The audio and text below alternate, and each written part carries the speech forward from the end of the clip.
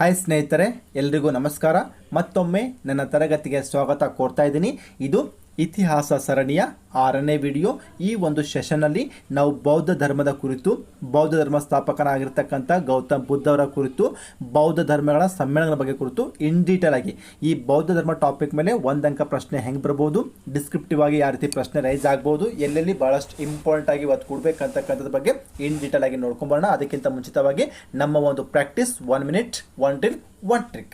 ಈ ಒಂದು 1 minute 1 drill 1 ಟ್ರಿಕ್ಕಲ್ಲಿ ನಾನಿವತ್ತು ಹೊತ್ತು ತಂದಿರತಕ್ಕಂಥ ವಿಷಯ ಯಾವುದಪ್ಪ ಅಂದ್ರೆ ಬೌದ್ಧ ಧರ್ಮ ಸಮ್ಮೇಳನಗಳು. ಬೌದ್ಧ ಧರ್ಮ ಸಮ್ಮೇಳನಗಳು ಎಲ್ಲಿ ನಡೆದವು, ಅದರ ಅಧ್ಯಕ್ಷ ಯಾರಾಗಿದ್ದರು, ಯಾವ ಸ್ಥಳದಲ್ಲಿ, ಯಾವ ವರ್ಷದಲ್ಲಿ, ಅದನ್ನು ಪೋಷಿಸಿರ್ತಕ್ಕಂಥ ರಾಜರು, ರಾಜೇಶ ನೀಡಿರ್ತಕ್ಕಂಥ ರಾಜರು, ಇದನ್ನು ಹೆಂಗೆ ನೆನ್ಪಿಡ್ಬೇಕು ಟ್ರಿಕ್ಕಿಯಾಗಿ ನೋಡ್ಕೊಂಬರೋಣ. ನೋಡಿ ಫ್ರೆಂಡ್ಸ್, ನಾವು ಇಲ್ಲಿವರೆಗೂ ಕಂಡಂಗೆ ಬೌದ್ಧ ಧರ್ಮ ಸಮ್ಮೇಳನಗಳು 4 ನಡೆದಿರ್ತಕ್ಕಂಥದ್ದು. ಸರ್ 5ನೇದು ಹರ್ಷವರ್ಧನ ಕಾಲದಲ್ಲಿ ಹುಯತ್ ಸಾಂಗ್ ಇದ್ದಾಗ ನಡೆದಿತ್ತಲ್ಲ ಸರ್ ಅಂತ ಪ್ರಶ್ನೆ ರೈಸ್ ಆಗ್ಬೋದು. ಬಟ್ ಅದನ್ನು ವರ್ಧನ ಮನೆತನ ಬಂದಾಗ ಹುಯತ್ ಸಾಂಗ್ ಬಗ್ಗೆ ಇನ್ ಡೀಟೇಲ್ ಮಾತಾಡ್ತೀನಿ. ಬಟ್ ನೀವು ಇಲ್ಲಿ ಇಷ್ಟ ಅರ್ಥ ಮಾಡ್ಕೋಬೇಕು, 4 ಬೌದ್ಧ ಧರ್ಮ ಸಮ್ಮೇಳನಗಳನ್ನು ಯಾವ ರೀತಿ ನೆನ್ಪಿಟ್ಕೋಬೇಕು ಅಂತಕ್ಕಂಥ ನೋಡ್ಕೊಂಬರೋಣ. ನೋಡ್ರಿ, ಬೌದ್ಧ ಧರ್ಮ ಸಮ್ಮೇಳನ ನಡೆದಿರ್ತಕ್ಕಂಥ ಸ್ಥಳ ಹೆಂಗೆ ನೆನ್ಪಿಟ್ಕೋಬೇಕು, ರವಿ ಪಾಕ ಅಂತ ನೆನ್ಪಿಟ್ಕೋಬೇಕು. ನಾನು ಇದನ್ನು ಪೇಪರ್ ಸೊಲ್ಯೂಷನ್ ಬಂದಾಗ ಹೇಳಿದ್ದೀನಿ ನಿಮ್ಗೆ ಆಲ್ರೆಡಿ, ಸರಿನಾ? ಅದಕ್ಕೋಸ್ಕರ ಒಂಚೂರು ಸ್ಪೀಡಾಗಿ ಹೋಗೋಣ, ನಿಮ್ಮ ಟೈಮ್ ಕಿಲ್ ಮಾಡ್ತಕ್ಕಂಥದ್ದು ಬೇಡ. ಸೊ ಹೀಗಾಗಿ ಸ್ಥಳ ಅಂತ ಬಂದಾಗ ಬೌದ್ಧ ಧರ್ಮಗಳು ಅಥವಾ ಬೌದ್ಧ ಧರ್ಮ ಸಮ್ಮೇಳನಗಳು ನಡೆದಿರ್ತಕ್ಕಂಥ ಸ್ಥಳ ಯಾವುದು, ರಾವಿ ಪಾಕ ಅಂತ ನೆನ್ಪಿಡ್ಬೇಕು. ರಾ ಸ್ಟ್ಯಾಂಡ್ ಫಾರ್ ರಾಜಗೃಹ, ವಿ ಸ್ಟ್ಯಾಂಡ್ ಫಾರ್ ವೈಶಾಲಿ, ಪಾ ಸ್ಟ್ಯಾಂಡ್ ಫಾರ್ ಪಾಟಲಿಪುತ್ರ ಅಥವಾ ಈಗಿನ ಪಾಟ್ನಾ, ಕ ಸ್ಟ್ಯಾಂಡ್ ಫಾರ್ ಕಾಶ್ಮೀರದ ಕುಂಡಲಿವನ ಅಥವಾ ಕಾಶ್ಮೀರ ಅಥವಾ ಕುಂಡಲಿವನ ಅಂತ ಕರಿತೀವಿ ನಾವು. ಅರ್ಥ ಆಯ್ತಾ? ಬೌದ್ಧ ಧರ್ಮ ಸಮ್ಮೇಳನ ನಡೆದಿರ್ತಕ್ಕಂಥ ಸ್ಥಳಗಳ ಒಂದು ಕೋಡ್ ಏನಾಗಿರ್ತದ, ಟ್ರಿಕ್ ಏನಾಗಿರ್ತದ, ರಾವಿ ಪಾಕ. ರಾ ಅಂದರೆ 1ನೇದು ರಾಜಗೃಹ, ವಿ ಅಂದರೆ ವೈಶಾಲಿ 2ನೇದು, ಪಾ ಅಂದರೆ ಪಾಟಲಿಪುತ್ರ ಅಥವಾ ಪಾಟ್ನಾ 3ನೇದು, ಕ ಅಂದರೆ ಕಾಶ್ಮೀರ ಅಥವಾ ಕುಂಡಲಿವನ 4ನೇದಾಗಿರ್ತಕ್ಕಂಥದ್ದು. ಇದು ಒಂದು ಟ್ರಿಕ್. 2ನೇದೇನು, ಬೌದ್ಧ ಧರ್ಮ ಸಮ್ಮೇಳನದ ಪೋಷಕ ರಾಜರು, ರಾಜಾಶ್ರಯ ನೀಡಿರ್ತಕ್ಕಂಥ ರಾಜರು ಯಾರಪ್ಪ ಅಂದ್ರೆ, ನೋಡ್ರಿ, ಬೌದ್ಧ ಧರ್ಮ ಸಮ್ಮೇಳನದ ಪೋಷಕ ರಾಜರಂದ್ರೆ ಏಕೆ ಅಂತ ನೆನ್ಪಿಟ್ಕೊಂಡು ಸಾಕು. ಯಾಕೆ ಅಂತ ಕೇಳ್ತೀವಲ್ಲ, ಏಕೆ. A stand for Ajatashatru, K stand for Kalashoka, A stand for Ashoka, K stand for Kanishka. ಈ ರೀತಿ ಏಕೆ ಅಥವಾ ಅಕ್ಕ ಅಂತ ಕೂಡ ನೆನ್ಪಿಟ್ಕೊಂಡು ಹೋಗ್ಬೋದು ನೀವು. ಏನಂತ, ಅಕ್ಕ ಅಂದ್ರೆ ಅಜಾತಶತ್ರು, ಕ ಅಂದ್ರೆ ಕಾಲಾಶೋಕ, ಎ ಅಂದ್ರೆ ಅಶೋಕ, ಕ ಅಂದರೆ ಕನಿಷ್ಕ. ಏಕೆ ಅಂತ ಕೂಡ ನೆನ್ಪಿಟ್ಕೋಬಹುದು, ಅಕ್ಕ ಅಂತ ಕೂಡ ನೆನ್ಪಿಟ್ಕೋಬಹುದು. ಬೌದ್ಧ ಧರ್ಮ ಸಮ್ಮೇಳನಗಳ ಪೋಷಕ ರಾಜರುಗಳು ಏಕೆ ಅಂತಲೂ ಓದ್ಬೋದು, ಅಕ್ಕ ಅಂತಲೂ ಕೂಡ ಓದ್ಬೋದು. ಅಕ್ಕ ಅಂದರೆ ಅಜಾತಶತ್ರು, ಕಾಲಾಶೋಕ, ಅಕ್ಕ ಅಂದರೆ ಅಶೋಕ, ಕನಿಷ್ಕ. ಈ ರೀತಿ ಬೌದ್ಧ ಧರ್ಮ ನಡೆದ ಸ್ಥಳ ಮತ್ತು ಪೋಷಕ ರಾಜರ ಬಗ್ಗೆ ಈ ಕೋಡನ್ನು ಯೂಸ್ ಮಾಡಬೇಕಾಗ್ತದೆ. ಅದೇ ರೀತಿಯಾಗಿ ಬೌದ್ಧ ಧರ್ಮ ಸಮ್ಮೇಳನಗಳ ಅಧ್ಯಕ್ಷರುಗಳು ಯಾರ್ಯಾರು ಅಧ್ಯಕ್ಷ ಆಗಿದ್ರು, ಭಾಳ ಇಂಪಾರ್ಟೆಂಟ್. ಇದು ಸ್ಥಳ ಇಂಪಾರ್ಟೆಂಟು, ಅಧ್ಯಕ್ಷರು ಭಾಳ ಇಂಪಾರ್ಟೆಂಟ್. ಇಲ್ಲಿ ಎಲ್ಲೋ ಒಂದು ಕಡೆ ಇಸ್ವಿಗಳ ಬಗ್ಗೆ ಆಗಿರ್ಬೋದು, ರಾಜ್ಯಾಶ್ರಿತ ದೊರೆಗಳ ಬಗ್ಗೆ ಆಗಿರ್ಬೋದು, ಸ್ವಲ್ಪ ಕೇಳೋ ಸತೆ ಕಡಿಮೆನೆ. ಬಟ್ ಸಮ್ಮೇಳನದ ಅಧ್ಯಕ್ಷರು, ಸಮ್ಮೇಳನ ನಡೆದಿರ್ತಕ್ಕಂಥ ಸ್ಥಳ ಭಾಳ ಇಂಪಾರ್ಟೆಂಟು. ಇದನ್ನು ಹೆಂಗೆ ನೆನ್ಪಿಡ್ಬೇಕಾದ್ರೆ ಮಿಸಿ ಮಾವ ಅಂತ ನೆನ್ಪಿಟ್ಕೋಬೇಕು, ಅಥವಾ MSMV ಅಂತ ನೆನ್ಪು, SMV ಗೋಲ್ಡ್ ಬುಕ್ ಅಂತ ಕೇಳ್ತಿರಲ್ಲ ನೀವು, ಆ ರೀತಿ ಮಿಸಿ ಮಾವ ಅಂತ ನೆನ್ಪಿಟ್ಕೋಬಹುದು, ಅಥವಾ MSMV ಅಂತ ನೆನ್ಪಿಟ್ಕೋಬೇಕು. ಮಿ ಸ್ಟ್ಯಾಂಡ್ ಫಾರ್ ಅಥವಾ M stand for Mahakashyapa, C ಅಂದರೆ ಸಬಕಾಮಿ ಅಥವಾ ಎಸ್ ಅಂದ್ರೆ ಸಬಕಾಮಿ, ಮಾ ಅಂದರೆ ಅಥವಾ ಎಮ್ ಅಂದರೆ ಮೊಗ್ಗಲಿಪುತ್ರ ತಿಸ್ಸ, ವಾ ಅಂದರೆ ಅಥವಾ ವಿಹಿ ಅಂದರೆ ವಸುಮಿತ್ರ ಆಗಿರ್ತಕ್ಕಂಥದ್ದು.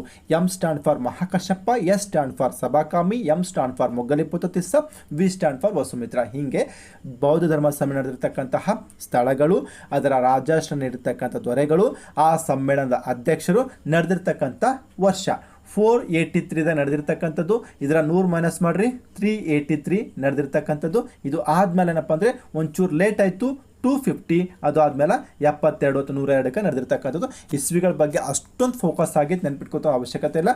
ಜಸ್ಟ್ ಇಲ್ಲಿ 3 ಭಾಳಷ್ಟು ಇಂಪಾರ್ಟೆಂಟ್ ಆಗ್ತವೆ.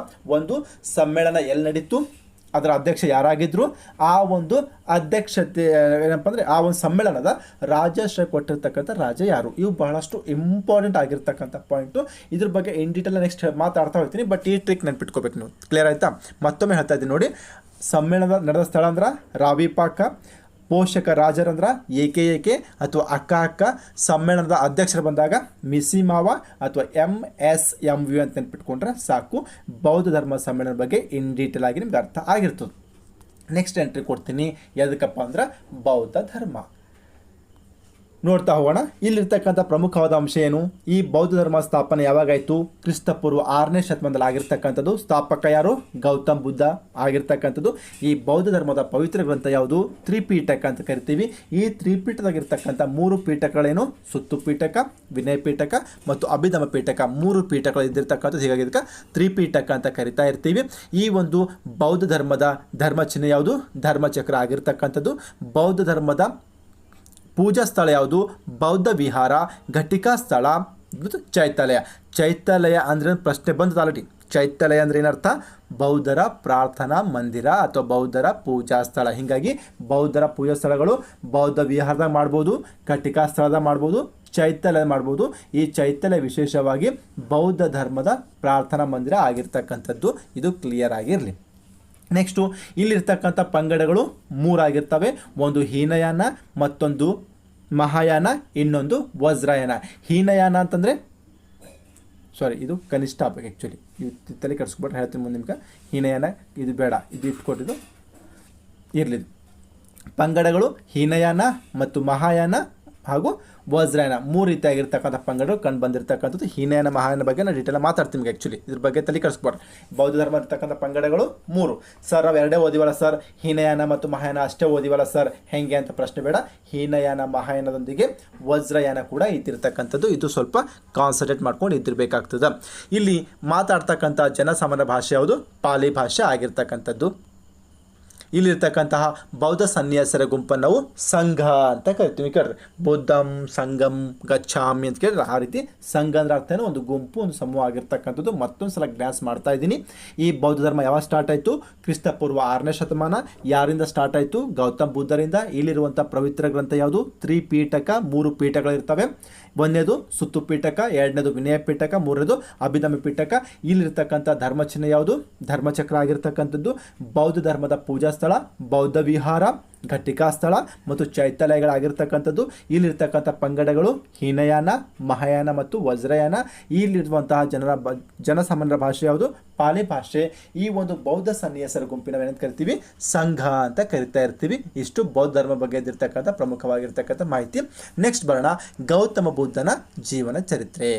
ಬೌದ್ಧ ಧರ್ಮದ ಸ್ಥಾಪಕರಾಗಿರ್ತಕ್ಕಂತಹ ಗೌತಮ ಬುದ್ಧರ ಜನನ ಯಾವಾಗಾಯಿತು, ಕ್ರಿಸ್ತಪೂರ್ವ 567 ಅಂತ ಒಂದು ಬುಕ್ಕಲ್ಲಿ ಹೇಳ್ತಾರೆ, 583 ಅಂತ ಇನ್ನೊಂದು ಬುಕ್ಕಲ್ಲಿ ಹೇಳ್ತಾರೆ, 6ನೇ ಶತಮಾನ ಅಂತ ನಾವು ನೆನ್ಪಿಟ್ಕೋಬೇಕಷ್ಟೇ. ನೋಡಿ ಫ್ರೆಂಡ್ಸ್, ನೀವು ಡಿಸ್ಕ್ರಿಪ್ಟಿವ್ ಆಗಿ ಬರೀಬೇಕಾಗಿತ್ತು ಅಂತಂದ್ರೆ 100% ಆಗಿ ಕ್ರಿಸ್ತಪೂರ್ವ 6ನೇ ಶತಮಾನ ಅಂತಲೇ ಹಾಕ್ರಿ. ಅಬ್ಜೆಕ್ಟಿವ್ ಆಗಿ ಮಲ್ಟಿಪಲ್ ಚಾಯ್ಸ್ ಬಂದಾಗ ಬೇರೆ ಆಪ್ಷನ್ಸ್ ಇದ್ದಿರ್ತಾವೆ, ಅದು ಮಾತು ಬೇರೆ. ಬಟ್ ನೀವು ಒಂದು ವೇಳೆ ಡಿಸ್ಕ್ರಿಪ್ಟಿವ್ ಬರಲೈತೀರಂದ್ರೆ ಗೌತಮ್ ಬುದ್ಧ ಜನಿಸಿರ್ತಕ್ಕಂಥದ್ದು ಕ್ರಿಸ್ತಪೂರ್ವ 6ನೇ ಶತಮಾನ ಅಂತ ಮೆನ್ಷನ್ ಮಾಡಿದ್ರೆ ಸಾಕು. ಅದು 567 ಆದ್ರೂ ಆಗಿರಲಿ, 583 ಆದ್ರೂ ಆಗಿರಲಿ, ಇವೆರಡು ಎದುರ ಬರ್ತಾವ, 6ನೇ ಶತಮಾನ ಬಂದಿರ್ತಕ್ಕಂಥದ್ದು.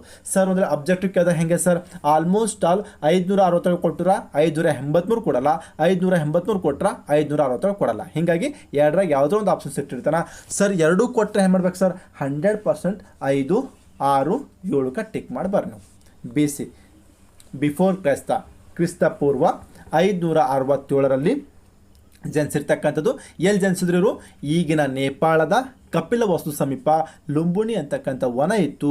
ಆ ಲುಂಬಿನಿ ವನದಲ್ಲಿ ಜನಿಸಿರ್ತಕ್ಕಂಥದ್ದು. ಈ ಗೌತಮ್ ಬುದ್ಧರ ಮೂಲ ಅಥವಾ ಬಾಲ್ಯದ ಹೆಸರು ಸಿದ್ಧಾರ್ಥ ಆಗಿರ್ತಕ್ಕಂಥದ್ದು.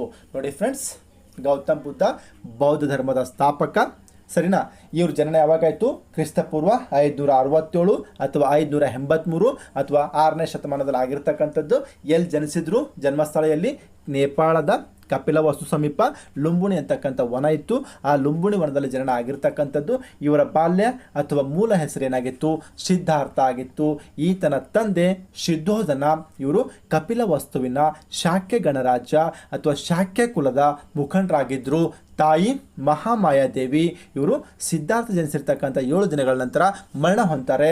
ಈ ಮಹಾದೇವಿಯ ನಿಧನದ ನಂತರ ಈ ಗೌತಮ್ ಬುದ್ಧನ ಒಂದು ಆರೈಕೆಗಾಗಿ, ಪೋಷಣೆಗಾಗಿ ಏನಪ್ಪ ಅಂದರೆ ಇನ್ನೊಬ್ಬ ಸಾಕುತಾಯಿ ಬರ್ತಾಳೆ ಅಥವಾ ಚಿಕ್ಕಮ್ಮ ಅಂತ ಕರಿತೀವಿ. ಗೌತಮ ಬುದ್ಧನ ಸಾಕುತಾಯಿ ಅಥವಾ ಚಿಕ್ಕಮ್ಮ ಯಾರು ಅಂದ್ರೆ ಪ್ರಜಾಪತಿ ಗೌತಮಿ ಆಗಿರ್ತಕ್ಕಂಥದ್ದು. ಗೌತಮ ಬುದ್ಧನ ಹೆಂಡತಿ ಯಾರು?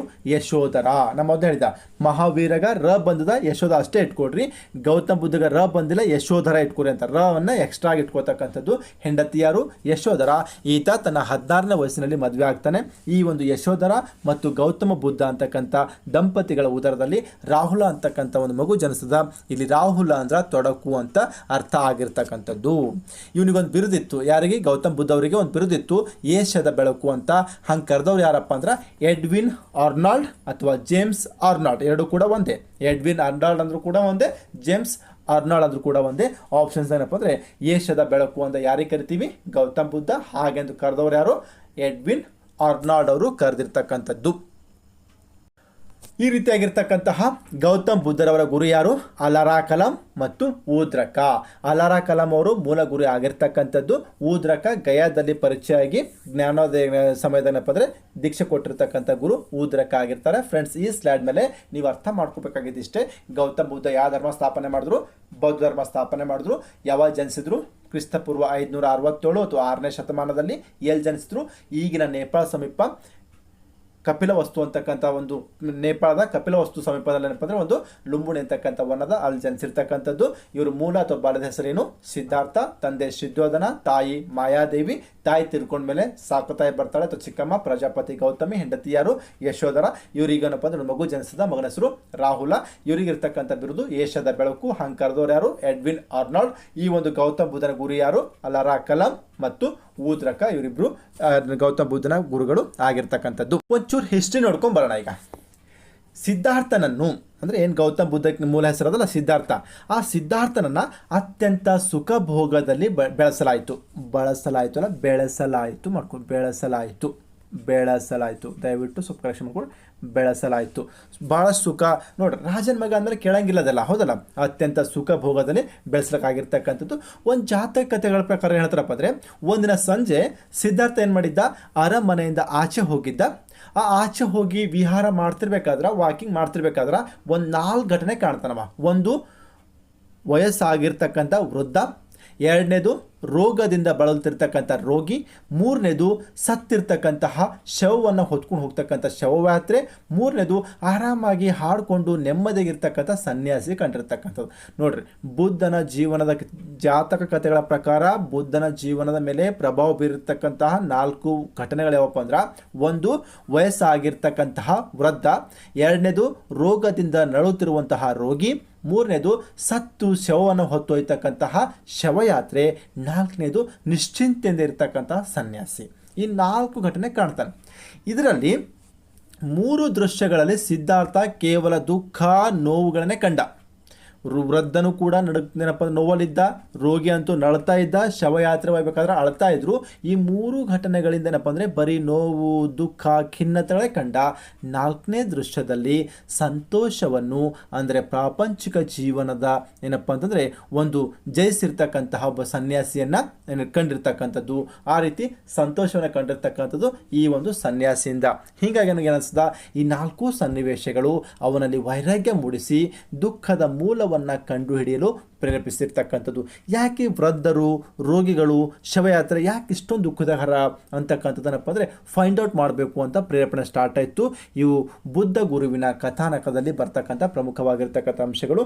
ಬುದ್ಧನ ಜೀವನದ ತಿರುವಿಗೆ ಪ್ರಮುಖವಾಗಿ ಕಾರಣವಾಗಿರ್ತಕ್ಕಂಥ 4 ಘಟನೆಗಳೇನು? ಒಂದು, ವಯಸ್ಸಾಗಿರ್ತಕ್ಕಂಥ ವೃದ್ಧ, ರೋಗದಿಂದ ಬಳತಕ್ಕಂಥ ರೋಗಿ, ಶವಯಾತ್ರೆ ಮತ್ತು ಸನ್ಯಾಸಿ. ಇವು 4 ಬಹಳಷ್ಟು ಪ್ರಮುಖವಾಗಿರ್ತಕ್ಕಂಥದ್ದು. ಮೊದಲ 3 ನೋವು, ಖಿನ್ನತೆ ಮತ್ತು ದುಃಖದಿಂದ ಕೂಡಿದರೆ, ಕೊನೆಯದು ಸಂತೋಷದ ಕೂಡಿತ್ತು. ಹೀಗಾಗಿ ಅವನಿಗೆ ಅದನ್ನು ಬಹಳಷ್ಟು ಲೈಕ್ ಆಗಿರ್ತಕ್ಕಂಥದ್ದು.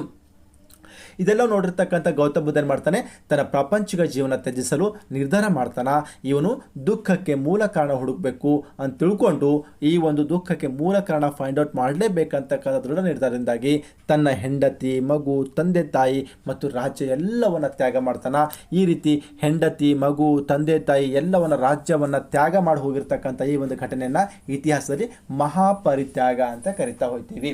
ಮಹಾಪರಿತ್ಯಾಗ ಪ್ರಶ್ನೆ ಬರ್ಬೋದು, ಮಹಾಪರಿತ್ಯಾಗ ಅಂದ್ರೆ ಏನು ಅಂತಂದ್ರೆ ಅಂತಂದಾಗ ಗೌತಮ್ ಬುದ್ಧ ಅಥವಾ ಸಿದ್ಧಾರ್ಥನು ತನ್ನ ಪ್ರಾಪಂಚಿಕ ಜೀವನವನ್ನು ತ್ಯಜಿಸಲು ನಿರ್ಧರಿಸಿ ಇವನೇನು ಮಾಡ್ದ, ದುಃಖಕ್ಕೆ ಮೂಲ ಕಾರಣ ಹುಡುಕುವ ಸಲುವಾಗಿ ತನ್ನ ಹೆಂಡತಿ, ಮಗು, ತಂದೆ, ತಾಯಿ, ರಾಜ್ಯ, ಆಸ್ತಿ ಪಾಸ್ತಿ, ಐಶ್ವರ್ಯ ಎಲ್ಲವನ್ನ ತ್ಯಾಗ ಮಾಡಿ ಮನೆಯಿಂದ ಹೊರಟಿರ್ತಕ್ಕಂಥ ಘಟನೆಯನ್ನ ಮಹಾಪರಿತ್ಯಾಗ ಅಂತ ಕರಿತೀವಿ. ತ್ಯಾಗ ಅಂದ್ರೆ ಅರ್ಥ ಏನು?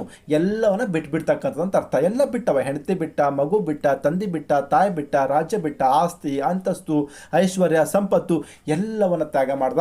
ಇಂಥ ಒಂದು ತ್ಯಾಗ ಮಾಡಿ ಹೊರನಡೆದಿರ್ತಕ್ಕಂಥ ಘಟನೆಯನ್ನ ಮಹಾಪರಿತ್ಯಾಗ ಅಂತ ಕರಿತಾ ಹೋಗ್ತೀವಿ. ಮಹಾಪರಿತ್ಯಾಗ ತನ್ನ 29ನೇ ವಯಸ್ಸಿನಲ್ಲಿ ಆಗಿರ್ತಕ್ಕಂಥದ್ದು. ಆಲ್ಮೋಸ್ಟ್ ಅಲ್ಲಿ ಹೇಳಿದ್ರೆ ನಿಮ್ಗೆ ಮೊದಲೇ 30 ವರ್ಷದ ಆಸುಪಾಸಿನಲ್ಲಿ ಆಗಿರ್ತಕ್ಕಂಥದ್ದೆಲ್ಲ. ಯಾವಾಗ ಮಹಾಪರಿತ್ಯಾಗ ಮಾಡ್ದ, ಯಾವ ಮನೆ ಬಿಟ್ಟು ಹೋದ? ಗೌತಮ್ ಬುದ್ಧ ಸಿದ್ಧಾರ್ಥ 29ನೇ ವಯಸ್ಸಿನಲ್ಲಿ ಮನೆ ಬಿಟ್ಟು ಹೋದ. ಇವನು ಮನೆ ಬಿಟ್ಟು 29ನೇ ವಯಸ್ಸಿಗೆ ಹೋದ್ಮೇಲೆ 6 ವರ್ಷಗಳ ಕಾಲ ದೀರ್ಘವಾದ ತಪಸ್ ಮಾಡ್ತಾನ. ಆ ದೀರ್ಘವಾದ ತಪಸ್ಸಿನ ನಂತರ ಜ್ಞಾನೋದಯ ಆಗ್ತದ. ಜ್ಞಾನೋದಯ ಆದ್ಮೇಲೆ ಆಗ್ತಕ್ಕಂಥದ್ದೇ ಬುದ್ಧನಾಗಿ ಪರಿವರ್ತನೆ ಆಗ್ತಕ್ಕಂಥದ್ದು. ಇವನು ಜ್ಞಾನೋದಯ ಬಗ್ಗೆ ತಿಳ್ಕೊಬೇಕಾಗಿತ್ತಂದ್ರೆ ನೋಡಿ ಫ್ರೆಂಡ್ಸ್, ಮನೆ ಬಿಟ್ಟು ಹೋಗಿದ್ದು 29 ವರ್ಷಕ್ಕೆ, ತಪಸ್ ಮಾಡಿದ್ದು 6 ವರ್ಷ. ಎಷ್ಟು ವರ್ಷ ವಯಸ್ಸಾಯ್ತು ಅವನಿಗೆ? 35 ವರ್ಷ ವಯಸ್ಸಾಯ್ತು. ಹೀಗೆ ಇವನಿಗೆ ಜ್ಞಾನೋದಯ ಆಗಿದ್ದು ಯಾವಾಗ ಅಂದ್ರೆ 35ನೇ ವರ್ಷದ ಜ್ಞಾನೋದಯ ಆಯಿತು. ಎಲ್ಲಿ ಜ್ಞಾನೋದಯ ಆಯಿತು? ಬಿಹಾರದಾಗ ಗಯಾ ಅಂತಕ್ಕಂಥ ಒಂದು ಸ್ಥಳ ಅದ. ಆ ಗಯಾದ ಆಲದ ಮರದ ಕೆಳಗೆ, ಅಥವಾ ಅರಳಿ ಮರ ಅಂತ ಕರಿತೀವಿ ಆ್ಯಕ್ಚುಲಿ, ಅರ್ಥ ಆಯ್ತಾ? ಬಿಹಾರದ ಗಯಾದ ಅರಳಿ ಮರದ ಕೆಳಗೇನಪ್ಪ ಅಂದರೆ ಜ್ಞಾನೋದಯ ಆಗಿರ್ತಕ್ಕಂಥದ್ದು. ಅಂದಿನಿಂದ ಸಿದ್ಧಾರ್ಥ ಏನದ? ಬುದ್ಧ ಅಂತ ಹೆಸರಾಗಿರ್ತಕ್ಕಂಥದ್ದು. ಇಲ್ಲಿ ಬುದ್ಧ ಅಂದ್ರೆ ಏನು ಸರ್? ಜ್ಞಾನವನ್ನು ಪಡೆದವನು ಅಂತ ಅರ್ಥ. ಸಿದ್ಧಾರ್ಥಗೇನಾಯ್ತು? ಜ್ಞಾನೋದಯ ಆಯಿತು. ಜ್ಞಾನೋದಯ ಆದ್ಮೇಲೆ ಏನಪ್ಪ ಅಂತಂದರೆ ಏನಾಯ್ತು ಅವನಿಗೆ? ಸಿದ್ಧಾರ್ಥ ಹೋಗಿ ಬುದ್ಧನಾಗಿ ಆಗಿರ್ತಕ್ಕಂಥದ್ದು. ಜ್ಞಾನೋದಯ ಯಾವಾಗಾಯಿತು? ಆತನ 35ನೇ ವಯಸ್ಸಿನಲ್ಲಿ. ಎಲ್ಲಿ? ಬಿಹಾರದ ಗಯದಾಗಿರ್ತಕ್ಕಂತಹ ಅರಳಿ ಅಥವಾ ಅಶ್ವತ್ಥ ಮರದ ಕೆಳಗೆ ಜ್ಞಾನೋದಯ ಆಗಿರ್ತಕ್ಕಂಥದ್ದು. ಜ್ಞಾನೋದಯ ಆದಮೇಲೆ ಸಿದ್ಧಾರ್ಥ ಬುದ್ಧನದ ಹೆಸರು ಪಡೆದಿರ್ತಕ್ಕಂಥದ್ದು. ಇಲ್ಲಿ ಬುದ್ಧ ಅಂದ್ರೆ ಅರ್ಥ ಏನು? ಜ್ಞಾನವನ್ನು ಪಡೆದವನು, ಅರಿವನ್ನು ಪಡೆದವನು ಅಂತ ಅರ್ಥ. ಹೀಗೆ ಬುದ್ಧನಿಗೆ ಇನ್ನೊಂದು ಹೆಸರಿನಿಂದ ಕರಿತೀವಿ ನಾವು, ತಥಾಗತ ಅಂತ ಕರಿತೀವಿ. ಏನಂತ ಕರಿತೀವಿ? ಬುದ್ಧನಿಗೆ ತಥಾಗತ ಅಂತಲೂ ಕೂಡ ಕರೀತಕ್ಕಂಥದ್ದು. ಇಲ್ಲಿ ತಥಾಗತ ಅಂದ್ರೆ ಅರ್ಥ ಏನಪ್ಪ ಅಂದ್ರೆ ಸತ್ಯವನ್ನು ಅರಿತವ ಅಂತ ಅರ್ಥ. ಏನರ್ಥ? ಸತ್ಯವನ್ನು ಅರಿತವನು ಅಂತ ಅರ್ಥ. ಹೀಗೆ ಬುದ್ಧನಿಂದ ಸ್ಥಾಪಿತವಾಗಿರ್ತಕ್ಕಂಥ ಧರ್ಮವು ಬೌದ್ಧ ಧರ್ಮ ಆಗಿರ್ತಕ್ಕಂಥದ್ದು. ಫ್ರೆಂಡ್ಸ್, ಈ ಸ್ಲೈಡ್ ಮೇಲೆ ನೀವು ಅರ್ಥ ಮಾಡ್ಕೋಬೇಕಾಗಿರ್ತಕ್ಕಂಥ ಪಾಯಿಂಟ್ ಇಷ್ಟೇ. ಗ್ಲಾನ್ಸ್ ಮಾಡ್ಕೊಂಬರೋಣ. ಬುದ್ಧನ ಒಂದು ಮನ ಪರಿವರ್ತನೆಗೆ, ಮಹಾಪರಿತ್ಯಾಗಕ್ಕೆ 4 ಘಟನೆ ಕಾರಣವಾಗ್ತವೆ.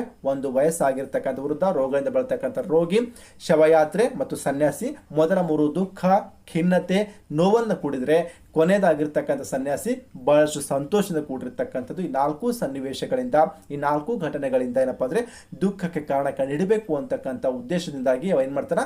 ತನ್ನ 29ನೇ ವಯಸ್ಸಿಗೆ ತನ್ನ ಹೆಂಡತಿ, ಮಗು, ತಂದೆ, ತಾಯಿ, ರಾಜ್ಯ, ಐಶ್ವರ್ಯ, ಏನಪ್ಪ ಅಂದರೆ ಆಸ್ತಿ ಪಾಸ್ತಿ ಸಂಪತ್ತು ಎಲ್ಲವನ್ನು ಬಿಟ್ಟು ಮನೆಯನ್ನು ಬಿಟ್ಟು ಹೊರ ನಡೀತಾನೆ. ಈ ಹೊರ ನಡೆದಿರ್ತಕ್ಕಂಥ ಘಟನೆಯ ಇತಿಹಾಸದಲ್ಲಿ ಮಹಾಪರಿತ್ಯಾಗ ಅಂತ ಕರಿತೀವಿ. ಮಹಾಪರಿತ್ಯಾಗ ಎಷ್ಟಾಗಾಯ್ತು? ಬುದ್ಧನ 29ನೇ ವಯಸ್ಸಿಗೆ ಆಗಿರ್ತಕ್ಕಂಥದ್ದು. 29 ವಯಸ್ಸಿಗೆ ಹೊರ ಹೋಗಿರ್ತಕ್ಕಂಥ ಗೌತಮ್ ಬುದ್ಧ 6 ವರ್ಷಗಳ ಕಾಲ ದೀರ್ಘವಾಗಿರ್ತಕ್ಕಂಥ ತಪಸ್ ಮಾಡ್ತಾನೆ. ದೀರ್ಘವಾದ ತಪಸ್ಸಿನ ಪ್ರತಿಫಲವಾಗಿ ತನ್ನ 35ನೇ ವಯಸ್ಸಿಗೆ ಜ್ಞಾನೋದಯ ಆಗ್ತದ. ಜ್ಞಾನೋದಯ ಆಗಿರ್ತಕ್ಕಂಥ ಸ್ಥಳ ಬಿಹಾರದ ಗಯದಾಗ ಒಂದು ಅರಳಿ ಅಥವಾ ಅಶ್ವತ್ಥ ಮರ ಇರ್ತದ. ಆ ಅಶ್ವತ್ಥ ಮರದ ಕೆಳಗೇನಪ್ಪ ಅಂದರೆ ಅವನಿಗೆ ಜ್ಞಾನೋದಯ ಆಗಿರ್ತಕ್ಕಂಥದ್ದು. ಹೀಗೆ ಜ್ಞಾನೋದಯ ಆದ್ಮೇಲೆ ಸಿದ್ಧಾರ್ಥ ಏನದ? ಬುದ್ಧನಾಗಿ ಪರಿವರ್ತನೆ ಆಗಿರ್ತಕ್ಕಂಥದ್ದು. ಇಲ್ಲಿ ಬುದ್ಧ ಅಂದ್ರೆ ಏನಪ್ಪ ಅಂದ್ರೆ ಜ್ಞಾನವನ್ನು ಪಡೆದವನು ಅಥವಾ ಅರಿವನ್ನು ಪಡೆದವನು ಅಂತ ಅರ್ಥ ಆಗ್ತದ. ಬುದ್ಧನಿಗೆ ನಾವು ತಥಾಗತ ಅಂತ ಕೂಡ ಕರಿತೀವಿ. ತಥಾಗತ ಪದದ ಅರ್ಥ ಏನಪ್ಪ ಅಂದ್ರೆ ಸತ್ಯವನ್ನು ಅರಿತವನು. ಹೀಗೆ ಸಿದ್ಧಾರ್ಥ ಬುದ್ಧ ಆದ. ಬುದ್ಧನಿಂದ ಸ್ಥಾಪಿತವಾಗಿರ್ತಕ್ಕಂಥ ಧರ್ಮವೇ ಮುಂದೆ ಬೌದ್ಧ ಧರ್ಮ ಅಂತ ಕರೆಯಲ್ಪಟ್ಟಿರ್ತಕ್ಕಂಥದ್ದು. ಜ್ಞಾನೋದಯದ ನಂತರ ಬುದ್ಧನು ಮೊದಲು ಎಲ್ಲಿಗೆ ಹೋದಂದ್ರೆ ಉತ್ತರ ಪ್ರದೇಶದ ಬನಾರಸ್ ಸಮೀಪದ ಸಾರಾನಾಥದ ಜಿಂಕೆವನಕ್ಕೆ ಹೋದ. ಜ್ಞಾನೋದಯ ಆಯಿತು. ಬಿಹಾರದ ಗಯಾದಲ್ಲಿ ಅರಳಿ ಮರದ ಕೆಳಗೆ ಅಥವಾ ಅಶ್ವತ್ಥ ಮರದ ಕೆಳಗೆ ಜ್ಞಾನೋದಯ ಆಯಿತು. ಜ್ಞಾನೋದಯ ಆದ ನಂತರ ಫಸ್ಟ್ ವಿಸಿಟ್ ಮಾಡಿರ್ತಕ್ಕಂಥ ಪ್ಲೇಸ್ ಎಲ್ಲಿಯಪ್ಪ ಅಂದ್ರೆ ಉತ್ತರ ಪ್ರದೇಶದ ಬನಾರಸ್ ಸಮೀಪದ ಸಾರಾನಾಥದ ಜಿಂಕೆವನಕ್ಕೆ ಹೋದ. ಇಲ್ಲಿ ತನ್ನ ಮೊಟ್ಟ ಮೊದಲ ಉಪದೇಶ, ಮೊಟ್ಟ ಮೊದಲ ಬೋಧನೆ, ಮೊಟ್ಟ ಮೊದಲ ಪ್ರವಚನ ನೀಡಿದ. ಇದನ್ನು ಇತಿಹಾಸದಲ್ಲಿ ಧರ್ಮಚಕ್ರ ಪ್ರವರ್ತನ ಅಥವಾ ಧರ್ಮಚಕ್ರದ ತಿರುಗುವಿಕೆ ಅಂತ ಕರೀತಕ್ಕಂಥದ್ದು. ಇಲ್ಲಿ ಗೌತಮ್ ಬುದ್ಧನು ಆರ್ಯ ಸತ್ಯಗಳು ಹಾಗೂ ಅಷ್ಟಾಂಗ ಮಾರ್ಗವನ್ನು ಬೋಧಿಸಿರ್ತಕ್ಕಂಥದ್ದು. ನೋಡಿ ಫ್ರೆಂಡ್ಸ್, ಇಷ್ಟೇ ಅರ್ಥ ಮಾಡ್ಕೊಡ್ರಿ. ಗೌತಮ್ ಬುದ್ಧನಿಗೆ 35ನೇ ವಯಸ್ಸಿನಲ್ಲಿ ಬಿಹಾರದ ಗಯಾದ ಅರಳಿ ಅಥವಾ ಅಶ್ವತ್ಥ ಮರದ ಕೆಳಗೆ ಜ್ಞಾನೋದಯ ಆಯಿತು. ಜ್ಞಾನೋದಯ ಆದ ನಂತರ ಫಸ್ಟ್ ಹೋಗಿದ್ದಲ್ಲಿಗೆ ಉತ್ತರ ಪ್ರದೇಶ. ಅಲ್ಲಿ ಎಲ್ಲಿಗೆ ಹೋದ?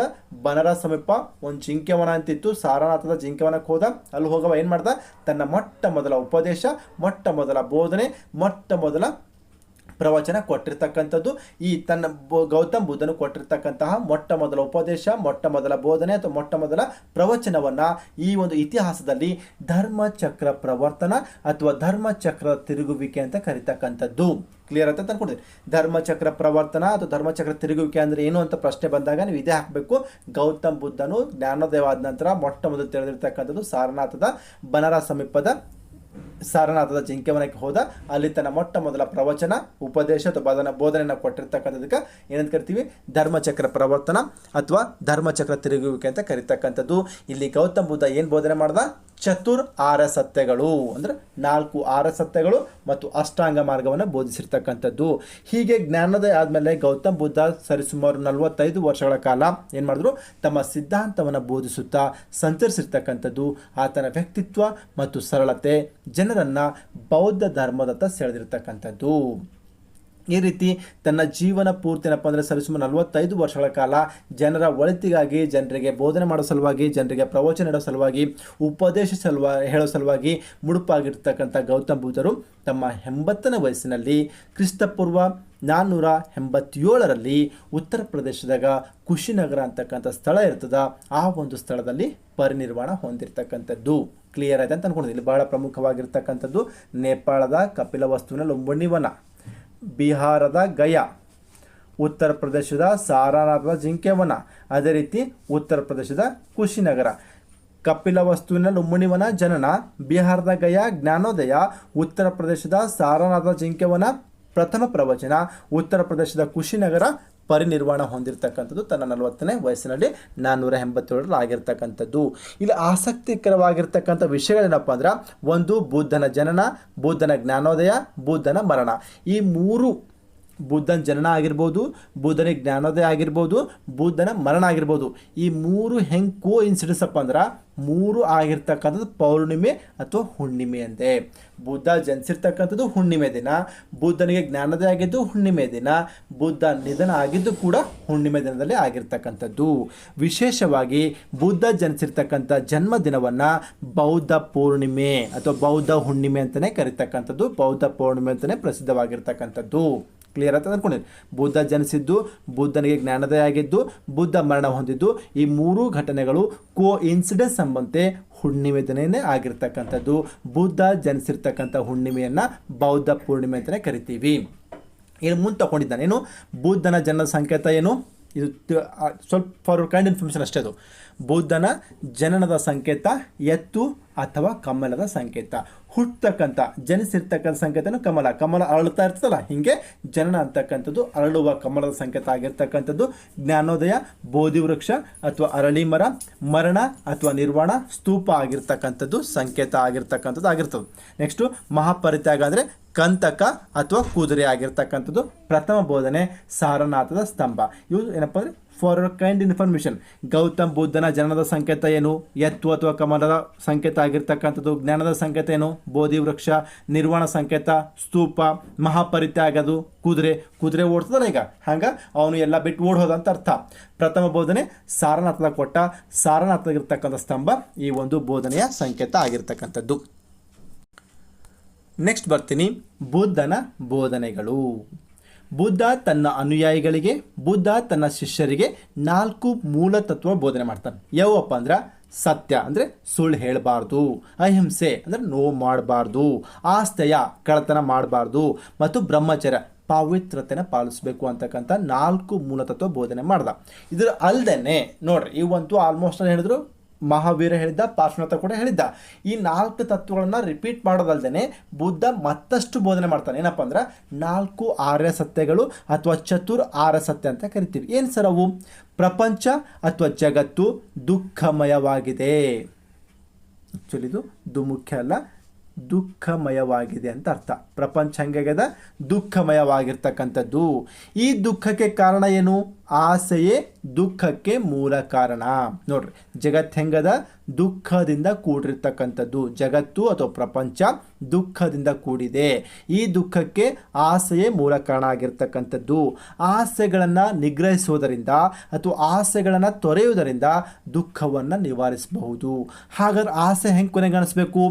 ಆಸೆ ಕೊನೆಗಾಣಿಸ್ಬೇಕಾದ್ರೆ ಅಷ್ಟಾಂಗ ಮಾರ್ಗ ಅನುಸರಿಸಬೇಕು. ನೋಡಿ ಫ್ರೆಂಡ್ಸ್, ಇಷ್ಟೇ ಅರ್ಥ ಮಾಡ್ಕೊಳ್ರಿ. ಗೌತಮ್ ಬುದ್ಧ 4 ಮೂಲ ತತ್ವ ಹೇಳ್ತಾರೆ. ಅವು ಸತ್ಯ, ಅಹಿಂಸೆ, ಆಸ್ತೆಯ ಮತ್ತು ಬ್ರಹ್ಮಚರ್ಯ ಹೇಳಿದ್ರು. ಅದ್ರ ಜೊತೆಯಾಗಿ 4 ಚತುರ್ ಆರ ಸತ್ಯ ಹೇಳಿರ್ತಕ್ಕಂಥದ್ದು. ಒಂದೇದು, ಜಗತ್ತು ಅಥವಾ ಪ್ರಪಂಚ ದುಃಖದಿಂದ ಕೂಡಿದೆ. ಆಸೆಯೇ ಈ ಒಂದು ದುಃಖಕ್ಕೆ ಮೂಲ ಕಾರಣ ಆಗಿರ್ತಕ್ಕಂಥದ್ದು. ಆಸೆಯನ್ನು ಬಿಡೋದ್ರಿಂದ, ಆಸೆಯನ್ನು ನಿಗ್ರಹಿಸೋದ್ರಿಂದ, ಆಸೆಯನ್ನು ತೊರೆಯೋದ್ರಿಂದ ನಾವು ದುಃಖವನ್ನು ನಿವಾರಿಸಬಹುದು.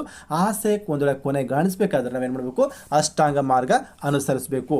ಒಂದು ವೇಳೆ ಬುದ್ಧನ ಬೋಧನೆ ಅಥವಾ ಬುದ್ಧನ ಆರ ಸತ್ಯ ಬರೀರಿ ಅಂತಂದಾಗ ಈ 4 ಪಾಯಿಂಟ್ ಹಾಕಬೇಕಾಗ್ತದೆ. ಪ್ರಪಂಚ ದುಃಖದಿಂದ ಕೂಡಿದೆ, ಆಸೆಯ ದುಃಖಕ್ಕೆ ಮೂಲ ಕಾರಣ, ಆಸೆ ನಿಗ್ರಹಿಸುವುದರಿಂದ ಅಥವಾ ತೊರೆಯುವುದರಿಂದ ದುಃಖ ನಿವಾರಿಸಬಹುದು. ಆಸೆಯನ್ನು ಕೊನೆಗಾಣಿಸಲು ಅಷ್ಟಾಂಗ ಮಾರ್ಗ ಅನುಸರಿಸಬೇಕು. ಇವು ಗೌತಮ್ ಬುದ್ಧ ಇರ್ತಕ್ಕಂತಹ ಚತುರ್ ಆರ ಸತ್ಯಗಳು ಅಥವಾ 4 ಆರ ಸತ್ಯಗಳು. ಹಾಗಾದ್ರೆ ಗೌತಮ್ ಬುದ್ಧರ ಅಷ್ಟಾಂಗ ಮಾರ್ಗಗಳು ಯಾವುವು? ಗೌತಮ್ ಬುದ್ಧ ಬೋಧಿಸಿರ್ತಕ್ಕಂತಹ ಅಷ್ಟಾಂಗ ಮಾರ್ಗಗಳು 8 ಆಗಿರ್ತಕ್ಕಂಥದ್ದು. ತಿಳಿತಾ? ಅದು ಒಂದೇದು ಯಾವುದಪ್ಪ ಅಂದ್ರೆ ಅಲ್ಲಿರ್ತಕ್ಕಂತಹ ಒಳ್ಳೆಯ ಆಲೋಚನೆ, ಒಳ್ಳೆಯ ಮಾತು, ಒಳ್ಳೆಯ ಜೀವನ, ಒಳ್ಳೆಯ ವಿಚಾರ, ಒಳ್ಳೆಯ ಪ್ರಯತ್ನ, ಒಳ್ಳೆಯ ಧ್ಯಾನ, ಒಳ್ಳೆಯ ನಡತೆ, ಒಳ್ಳೆಯ ನಂಬಿಕೆ. ಪ್ರಶ್ನೆ ಹಿಂಗೆ ರೇಸ್ ಆಗ್ತದೆ, ಗೌತಮ್ ಬುದ್ಧರ ಅಷ್ಟಾಂಗ ಮಾರ್ಗ ಬಗ್ಗೆ ಬರೀರಿ ಅಂತ ಪ್ರಶ್ನೆ ಬಂತಂದ್ರೆ ನೀವೆಲ್ಲ ಒಳ್ಳೆಯ ನೆನ್ಪಿಟ್ಕೋರಿ. ನೆಕ್ಸ್ಟ್ ಒಂದು ಸೂತ್ರ ನೆನ್ಪಿಟ್ಕೋರಿ, ಆಮೆ ಜೀವಿ ಪ್ರಧಾನ ನಮ್ಮ ಅಂತ ನೆನ್ಪಿಟ್ಕೊಂಡ್ರೆ ಸಾಕು. ಆ ಸ್ಟ್ಯಾಂಡ್ ಫಾರ್ ಆಲೋಚನೆ, ಮ ಸ್ಟ್ಯಾಂಡ್ ಫಾರ್ ಮಾತು, ಜಿ ಸ್ಟ್ಯಾಂಡ್ ಫಾರ್ ಜೀವನ, ವಿ ಸ್ಟ್ಯಾಂಡ್ ಫಾರ್ ವಿಚಾರ, ಪ್ರ ಸ್ಟ್ಯಾಂಡ್ ಫಾರ್ ಪ್ರಯತ್ನ, ಧ ಸ್ಟ್ಯಾಂಡ್ ಫಾರ್ ಧ್ಯಾನ, ನ ಸ್ಟ್ಯಾಂಡ್ ಫಾರ್ ನಡತೆ, ನಮ್ ಸ್ಟ್ಯಾಂಡ್ ಫಾರ್ ನಂಬಿಕೆ. ಈ ರೀತಿ ಗೌತಮ್ ಬುದ್ಧರವರು ತಮ್ಮದೇ ಆಗಿರ್ತಕ್ಕಂತಹ ಅಷ್ಟಾಂಗ ಮಾರ್ಗಗಳನ್ನು ಬೋಧಿಸಿರ್ತಕ್ಕಂಥದ್ದು. ಇದು 3 ಅಂಕ ಪ್ರಶ್ನೆ ರೈಸ್ ಆಗ್ಬೋದು. ಗೌತಮ್ ಬುದ್ಧನ ಬೋಧನೆ ಅಥವಾ ಗೌತಮ್ ಬುದ್ಧನ ಆರ ಸತ್ಯ ಅಂತ ಬಂದಾಗ ನಾ ಹಿಂದಿನ ಸ್ಲೈಡಲ್ಲಿ ಹೇಳ್ತಕ್ಕಂಥ 4 ಆರ ಸತ್ಯ ಹಾಕಬೇಕು. ಗೌತಮ್ ಬುದ್ಧರ ಅಷ್ಟಾಂಗ ಮಾರ್ಗ ಅಂತ ಕೇಳಿದಾಗ ಈ 8 ಅಷ್ಟಾಂಗ ಮಾರ್ಗವನ್ನು ಹಾಕಬೇಕು.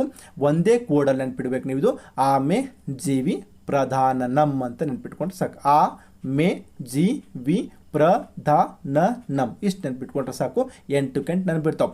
ನೀವು ಬೇರೆ ಬೇರೆ ಬುಕ್ ನೋಡಿದಾಗ ಬೇರೆ ಬೇರೆ ವರ್ಡ್ಗಳು ಕಾಣ್ಬೋದೇನೋ, ಬಟ್ ಅದ್ರ ಬಗ್ಗೆ ತಲೆ ಕೆಡಿಸ್ಕೊಬೇಡ್ರಿ. ಎಲ್ಲ ಪದದ ಅರ್ಥ, ಎಲ್ಲ ಪದದ ಮೂಲ ಉದ್ದೇಶ, ಮೂಲ ಅರ್ಥ ಒಂದೇ ಆಗಿರ್ತದೆ. ಸೊ ದಯವಿಟ್ಟು ನೀವು 100% ಆಗಿ ಈ ಪಾಯಿಂಟನ್ನು ಹಿಂಗೆ ಹಾಕಿದ್ರೆ ನಿಮ್ಗೆ 100% ಮಾರ್ಕ್ಸ್ ಸಿಗೋದ್ರಲ್ಲಿ ಯಾವುದೇ ರೀತಿಯಾಗಿರ್ತಕ್ಕಂಥ ಡೌಟ್ ಇಲ್ಲ. ಇದು ನಿಮ್ಗೆ ಗೊತ್ತಿರುತ್ತೆ, ಸರಿನಾ?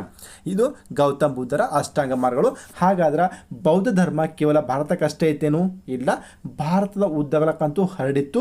ಅದ್ರ ಜೊತೆಯಾಗಿ ಭಾರತದ ಗಡಿಯಾಚೆ ಕೂಡ ಚೀನಾ, ಟಿಬೆಟ್, ಮಯನ್ಮಾರ್, ಸಿಲೋನ್, ಮಧ್ಯ ಏಷ್ಯಾ ಮತ್ತು ಆಗ್ನೇಯ ಏಷ್ಯಾ ದೇಶಗಳು ಕೂಡ ಹರಡ್ಕೊಂಡಿರ್ತಕ್ಕಂಥದ್ದು. ಹೀಗೆ ಇಷ್ಟೊಂದು ಪ್ರಸಾರ ಆಗಲಿಕ್ಕೆ ಕಾರಣ ಏನು?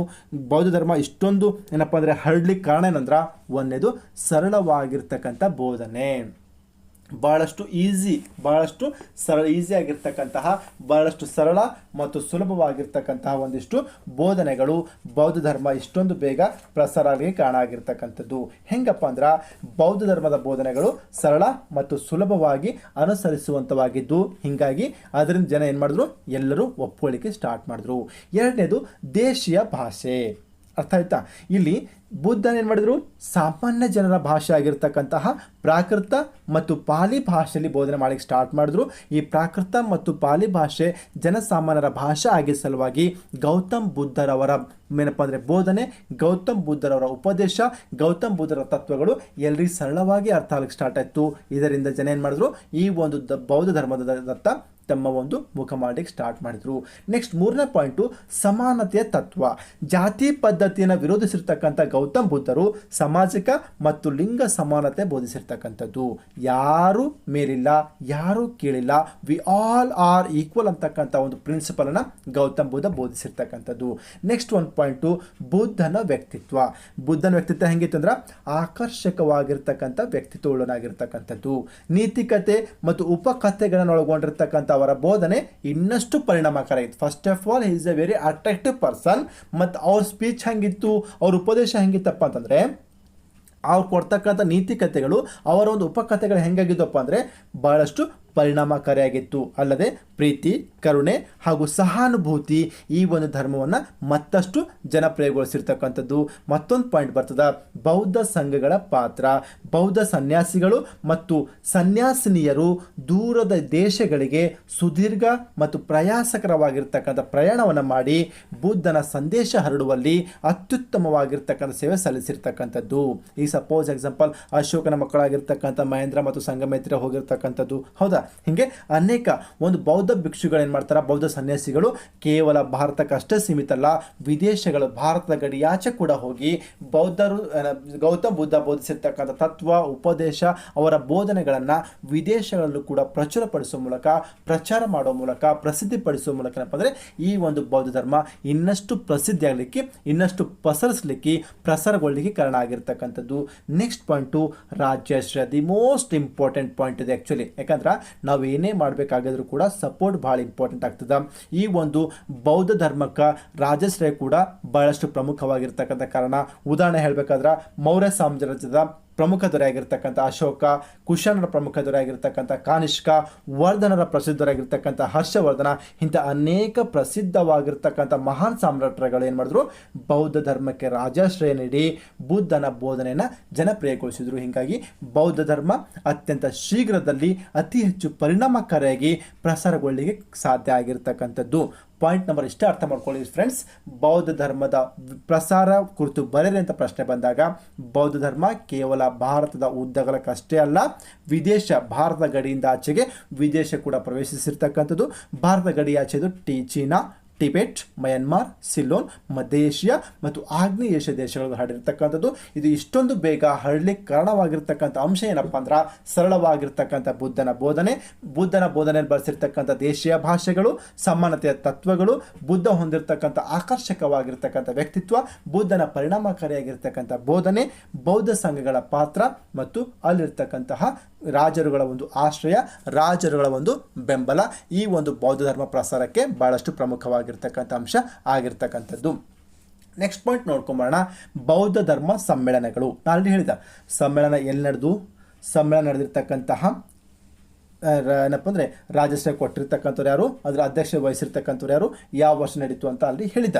ಬಟ್ ಒಂದು ಚೂರಾಗಿ ಗ್ಲಾಸ್ ಮಾಡ್ಕೊಂಬರೋಣ. 1ನೇ ಬೌದ್ಧ ಮಹಾಸಭೆ ಅಥವಾ ಮೊದಲನೇ ಬೌದ್ಧ ಸಮ್ಮೇಳನ ಎಲ್ಲಿ ನಡೀತು ಅಂತಕ್ಕಂಥದ್ದು ಕ್ರಿಸ್ತಪೂರ್ವ 483 ನಡೀತು. ಪಾಯಿಂಟ್ ನಂಬರ್ 1, ಎಷ್ಟು ನಡೀತು? 483. ಎಲ್ಲಿ ನಡೀತು? ನಾನು ಹೇಳಿದ್ದೆ ಮಗು ಏನಂತ, ರಾವಿ ಪಾಕ ಅಂತ ಹೇಳಿದ್ದ. ಅಂದರೆ ರಾಜಗೃಹದಲ್ಲಿ ನಡೆದಿರ್ತಕ್ಕಂಥದ್ದು. ಇದರ ಒಂದು ಅಧ್ಯಕ್ಷತೆಯನ್ನು ಮಹಾಕಶ್ಯಪ್ ಅವರು ವಹಿಸ್ಕೊಂಡಿದ್ರು. ಇದಕ್ಕೆ ರಾಜಾಶ್ರಯ ನೀಡಿರ್ತಕ್ಕಂಥ ರಾಜ ಯಾರು? ಅಜಾತಶತ್ರು ನೀಡಿರ್ತಕ್ಕಂಥದ್ದು. ಈ ಸಮ್ಮೇಳನದಲ್ಲಿ ಏನಾಯಿತು ಸರ್? ಈ ಸಮ್ಮೇಳನದಲ್ಲಿ ಬುದ್ಧನ ಹೇಳಿಕೆಗಳನ್ನು ಸಂಗ್ರಹಿಸಲಾಯಿತು ಮತ್ತು ಸುತ್ತು ಪೀಠಕ ಹಾಗೂ ಅಭಿನಯ ಪೀಠಕವನ್ನು ಬಿಡುಗಡೆ ಮಾಡಲಿಕ್ಕಾಗಿರ್ತಕ್ಕಂಥದ್ದು. ಮೊದಲನೇ ಬೌದ್ಧ ಸಮ್ಮೇಳನ ಯಾವ ನಡೀತು? ಬಿಫೋರ್ ಕ್ರೈಸ್ತ 483 ನಡೆದಿರ್ತಕ್ಕಂಥದ್ದು. ಸ್ಥಳ ರಾಜಗೃಹದಲ್ಲಿ. ಅಧ್ಯಕ್ಷತೆ ಏನಪ್ಪ ಅಂದರೆ ಮಹಾಕಶ್ಯಪ. ರಾಜಾಶ್ರಯ ಅಜಾತಶತ್ರು. ಈ ಸಮ್ಮೇಳನದ ವಿಶೇಷತೆ ಏನಪ್ಪ ಅಂದ್ರೆ ಈ ಸಮ್ಮೇಳನದಲ್ಲಿ ಬುದ್ಧನ ಹೇಳಿಕೆಗಳನ್ನು ಸಂಗ್ರಹಿಸಲಿಕ್ಕಾಯಿತು, ಸ್ಟೋರ್ ಮಾಡಲಿಕ್ಕಾಯಿತು ಮತ್ತು ಸುತ್ತು ಪೀಠಕ ಹಾಗೂ ಅಭಿನಯ ಪೀಠಕವನ್ನು ಏನಪ್ಪ ಅಂದರೆ ಬಿಡುಗಡೆ ಮಾಡಲಿಕ್ಕಾಗಿರ್ತಕ್ಕಂಥದ್ದು. ನೆಕ್ಸ್ಟು 2ನೇ ಬೌದ್ಧ ಸಮ್ಮೇಳನ ಅಥವಾ 2ನೇ ಬೌದ್ಧ ಮಹಾಸಮ್ಮೇಳನ ನಡೆದಿರ್ತಕ್ಕಂಥದ್ದು ಕ್ರಿಸ್ತಪೂರ್ವ 383 ನಡೀತದ. ಎಲ್ಲಿ? ಬಿಹಾರದ ವೈಶಾಲಿ ಅಂತಕ್ಕಂಥ ಸ್ಥಳದಲ್ಲಿ ನಡೆದಿರ್ತಕ್ಕಂಥದ್ದು. ಇದರ ಒಂದು ಅಧ್ಯಕ್ಷತೆಯನ್ನು ಸಭಾಕಾಮ್ಯರು ವಹಿಸ್ಕೊಂಡಿರ್ತಕ್ಕಂಥದ್ದು. ಇದಕ್ಕೆ ರಾಜಾಶ್ರಯ ಕೊಟ್ಟಿರ್ತಕ್ಕಂಥ ರಾಜ ಯಾರು? ಕಾಲಾಶೋಕ ರಾಜಾಶ್ರಯ ಕೊಟ್ಟಿರ್ತಕ್ಕಂಥದ್ದು. ಇಲ್ಲಿ ಏನಾಯಿತು? ಬೌದ್ಧ ಸನ್ಯಾಸಿಗಳ ನಡುವಿನ ಭಿನ್ನಾಭಿಪ್ರಾಯವನ್ನು ತೊಡೆದು ಹಾಕಲು ಪ್ರಯತ್ನಿಸಿತು ಮತ್ತು ಕೆಲವೊಂದು ನಿಯಮಗಳನ್ನು ಸಡಿಲಿಕೆ ಕೂಡ ಮಾಡಿಕೊಟ್ಟಿರ್ತಕ್ಕಂಥದ್ದು ಈ ಒಂದು ಸಮ್ಮೇಳನದ, ಈ ಒಂದು ಸಭೆಯ ಒಂದು ಉದ್ದೇಶ ಆಗಿರ್ತಕ್ಕಂಥದ್ದು. 3ನೇ ಬೌದ್ಧ ಮಹಾಸಮ್ಮೇಳನ ಕ್ರಿಸ್ತಪೂರ್ವ 250ರಲ್ಲಿ ನಡೆದಿರ್ತಕ್ಕಂಥದ್ದು. ಎಲ್ಲಿ? ಬಿಹಾರದ ಪಾಟಲಿಪುತ್ರ ಅಥವಾ ಇಂದಿನ ಬಿಹಾರದ ಪಾಟ್ನಾ ಅಂತಕ್ಕಂಥ ಸ್ಥಳದಲ್ಲಿ ನಡೆದಿರ್ತಕ್ಕಂಥದ್ದು. ಇದರ ಅಧ್ಯಕ್ಷತೆಯನ್ನು ಮೊಘಲಿಪುತ್ರ ತಿಸ್ಸ ವಹಿಸ್ಕೊಂಡಿರ್ತಕ್ಕಂಥದ್ದು. ಇದಕ್ಕೆ ರಾಜಾಶ್ರಯ ಕೊಟ್ಟಿರ್ತಕ್ಕಂಥ ವ್ಯಕ್ತಿ ಅಶೋಕ ವಿತ ಮೌರ್ಯರ ಪ್ರಸಿದ್ಧ ದೊರೆ. ಇಲ್ಲಿ ಏನು ಮಾಡೋಕ್ಕಾಯಿತು? ವಿನಯ ಪೀಠಕವನ್ನು ಪ್ರಕಟಿಸಲಾಗಿರ್ತಕ್ಕಂಥದ್ದು. 1ನೇ ಬೌದ್ಧ ಸಮ್ಮೇಳನದಲ್ಲಿ ಸುತ್ತು ಮತ್ತು ಅಭಿನಯ ಪೀಠಕವನ್ನು ಬಿಡುಗಡೆ ಮಾಡಲಿಕ್ಕಾಗ್ತದೆ. 3ನೇ ಬೌದ್ಧ ಮಹಾಸಭೆ ಅಥವಾ 3ನೇ ಬೌದ್ಧ ಮಹಾಸಮ್ಮೇಳನದಲ್ಲಿ ವಿನಯ ಪೀಠಕ ಪೀಠಕವನ್ನು ಪ್ರಕಟಿಸಲಾಗಿರ್ತಕ್ಕಂಥದ್ದು 4ನೇ ಬೌದ್ಧ ಮಹಾಸಭೆ ಅಥವಾ 4ನೇ ಬೌದ್ಧ ಸಮ್ಮೇಳನ ನಡೆದಿರ್ತಕ್ಕಂಥದ್ದು ಕ್ರಿಸ್ತ ಶಕ 100 ಅಥವಾ 102 ಅಂದರೆ ಇಷ್ಟೇ ಅರ್ಥ ಮಾಡ್ಕೊಳ್ರಿ. ಕ್ರಿಸ್ತ ಶಕ 1ನೇ ಶತಮಾನ. ಕೆಲವೊಂದು ಬುಕ್ಕಿನಾಗ ಕ್ರಿಸ್ತ ಶಕ 72 ಕೆಲವೊಂದು ಬುಕ್ಕಿನಾಗ ಕ್ರಿಸ್ತ ಶಕ 100 ಕೆಲವೊಂದು ಬುಕ್ಕಿನಾಗ ಕ್ರಿಸ್ತ ಶಕ 102 ಸೊ ಹೀಗಾಗಿ ನೀವು ಅಷ್ಟೊಂದು ತಲೆ ಕೆಡಿಸ್ಕೊಳ್ಳೋ ಅವಶ್ಯಕತೆ ಇಲ್ಲ.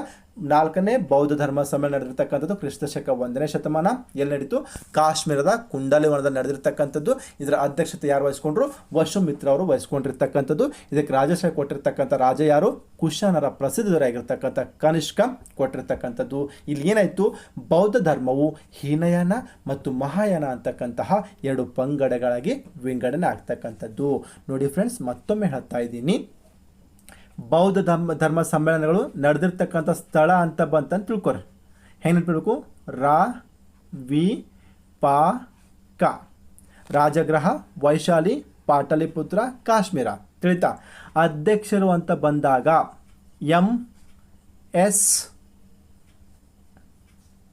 MV ಮಹಾಕಶ್ಯಪ, ಸಭಾಕಾಮಿ, ಮೊಗಲಿಪುತ್ರ ತಿಸ್ಸ, ವಸುಮಿತ್ರ ಅಥವಾ ಮಿಸ್ ಮಾವ ಅಂತ ಹೇಳಿದ್ ನಾನು. ಎಂ ಅಂದ್ರೆ ಮಹಾಕಶ್ಯಪ, ಸ್ ಅಂದ್ರೆ ಸಭಾಕಾಮಿ, ಮಾ ಅಂದ್ರೆ ಮೊಗಲಿಪುತ್ರ ತಿಸ್ಸ, ವ ಅಂದ್ರೆ ವಸುಮಿತ್ರ. ಇದಂತೂ ಕ್ಲಿಯರ್ ಆಯ್ತು ಅಂತ ಅನ್ಕೊಂಡಿದ್ದೀನಿ. ರಾಜಶ್ರೀ ಅಂತ ಬಂದಾಗ ಏಕೆ ಅಥವಾ ಅಕ್ಕ ಅಂತ ಹೇಳಿದ್ದೆ. A stand for Ajatashatru, K stand for ನೋಡ್ರಿ, ಒಂದನೇದು ಎ ಸ್ಟ್ಯಾಂಡ್ ಫಾರ್ ಅಜಾತಶತ್ರು, ಎರಡನೇದು ಕೆ ಸ್ಟ್ಯಾಂಡ್ ಫಾರ್ ಕಾಲಾಶೋಕ, ಮೂರನೇದು ಎ ಸ್ಟ್ಯಾಂಡ್ ಫಾರ್ ಅಶೋಕ, ನಾಲ್ಕನೇದು ಕೆ ಸ್ಟ್ಯಾಂಡ್ ಫಾರ್ ಕಾನಿಷ್ಕ ಅಥವಾ ಅಕ್ಕ ಅಂತ ಕೂಡ ಕರಿಬೋದು. ಅಜಾತಶತ್ರು, ಕಾಲಾಶೋಕ, ಅಶೋಕ, ಕಾನಿಷ್ಕ ಈ ರೀತಿ ಕೂಡ ನೆನಪಿಟ್ಕೋಬೋದು. ಫ್ರೆಂಡ್ಸ್, ಈ ಒಂದು ಟ್ರಿಕ್ಕನ್ನು ನಾನು 1 ಮಿನಿಟ್ 1 ಟ್ರಿಕ್ಕಲ್ಲಿ ಫಸ್ಟ್ ಸ್ಲೈಡ್ಗೆ ಕೊಟ್ಟಿದ್ದೀನಿ. ಸೊ ಇಷ್ಟು ಅರ್ಥ ಮಾಡ್ಕೊಂಡ್ರೆ ಸಾಕು. ಇಲ್ಲಿ ಹೊಸದಾಗಿ ಏನು ಸೇರಿಸ್ಕೋಬೇಕಂದ್ರೆ 1ನೇ ಬೌದ್ಧ ಸಮ್ಮೇಳನದಲ್ಲಿ ಏನು ಮಾಡಲಿಕ್ಕಾಯಿತು? ಬುದ್ಧನ ಹೇಳಿಕೆಗಳನ್ನು ಸಂಗ್ರಹಿಸಲಿಕ್ಕಾಯಿತು, ಸುತ್ತು ಪೀಠಕ ಮತ್ತು ಅಭಿನಯ ಪೀಠಕವನ್ನು ಪ್ರಕಟ ಮಾಡಲಿಕ್ಕಾಯಿತು. 2ನೇ ಬೌದ್ಧ ಸಮ್ಮೇಳನದಲ್ಲಿ ಏನಪ್ಪ ಅಂತಂದರೆ ಬೌದ್ಧ ಸನ್ಯಾಸಿಗಳ ನಡುವೆ ಇರತಕ್ಕಂಥ ಭಿನ್ನಾಭಿಪ್ರಾಯವನ್ನು ತೊಡೆದು ಹಾಕಲು ಪ್ರಯತ್ನಿಸಿತು ಮತ್ತು ಕೆಲವೊಂದಿಷ್ಟು ನಿಯಮವನ್ನು ಸಡಿಲ ಮಾಡಿರ್ತಕ್ಕಂಥದ್ದು. 3ನೇ ಒಂದು ಮಹಾಸಮ್ಮೇಳನದಾಗ ಏನಪ್ಪ ಅಂದರೆ ಏನಾಯಿತು? ವಿನಯ ಪೀಠಕವನ್ನು ಪ್ರಕಟಿಸಲಿಕ್ಕಾಯಿತು. 4ನೇ ಬೌದ್ಧ ಧರ್ಮ ಸಮ್ಮೇಳನದಲ್ಲಿ ಏನಾಯಿತು? ಹೀನಯಾನ ಮತ್ತು ಮಹಾಯಾನ ಅಂತಕ್ಕಂಥ 2 ಪಂಗಡಗಳಿಗೆ ವಿಂಗಡಣೆ ಆಗಿರ್ತಕ್ಕಂಥದ್ದು. ಬಹಳಷ್ಟು ಸಲ ಪ್ರಶ್ನೆ ರೈಸ್ ಆಗಿದೆ. ಬೌದ್ಧ ಧರ್ಮದ ಏನಪ್ಪ ಅಂದರೆ 2 ಪಂಗಡಗಳು ಯಾವುವು? ಹೀನಯಾನ ಮತ್ತು ಮಹಾಯಾನ. ಅದಕ್ಕೆ ವಜ್ರಾಯನ ಕೂಡ ಸೇರ್ಕೊಂಡಿದೆ.